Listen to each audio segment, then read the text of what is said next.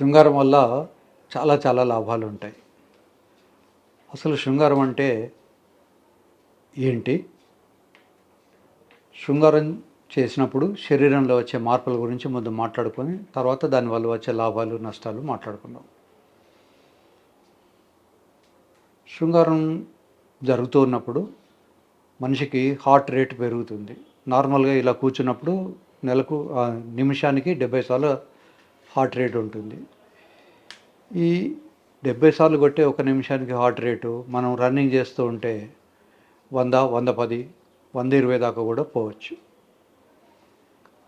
శృంగారంలో కూడా 120, 130 దాకా కూడా పల్స్ రేటు పెరుగుతుంది. ఒక వ్యక్తి రన్నింగ్ చేసినప్పుడు వచ్చే లాభాలన్నీ శృంగారంలో వస్తాయి. సో శరీరంలో ముందే జరిగే మార్పుల గురించి మనం మాట్లాడుకుంటున్నాం.